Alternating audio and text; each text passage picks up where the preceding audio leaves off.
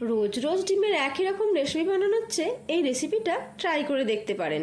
এটা বানানোর জন্য প্রথমেই 3টে ডিম ফাটিয়ে নিয়ে তাতেই দিয়ে দিলাম পেঁয়াজ কুচি, লঙ্কা কুচি, ধনেপাতা কুচি, নুন, হলুদ গুঁড়ো, লঙ্কা গুঁড়ো, অল্প চিনি আর খাবার সোডা। এবার সব কিছু ভালো করে মিশিয়ে একটা টিফিন বক্সে তেল ব্রাশ করে ডিমের মিশ্রণটা দিয়ে ভাপিয়ে নিলাম।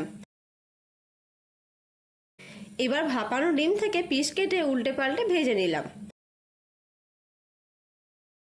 তারপর ওই তেলেই দিয়ে দিলাম গোটা গরম মশলা আর পেঁয়াজ কুচি। পেঁয়াজটা অল্প ভেজে নিয়ে দিয়ে দিলাম রসুন কুচি। পেঁয়াজ রসুন লাল লাল করে ভেজে টমেটো বাটাও দিয়ে দিলাম। আর দিলাম হলুদ গুঁড়ো, জিরে গুঁড়ো, ধনে গুঁড়ো, শুকনো লঙ্কা গুঁড়ো, কাশ্মীরি লঙ্কার গুঁড়ো আর নুন। এবার অল্প জল দিয়ে মশলাটা ভালো করে কষিয়ে নিতে হবে। কষানো হয়ে গেলে জল দিয়ে গ্রেভিটা ফুটতে দিলাম। গ্রেভি ফুটে গেলে ভাপানো ডিমের টুকরোগুলো দিয়ে দিলাম।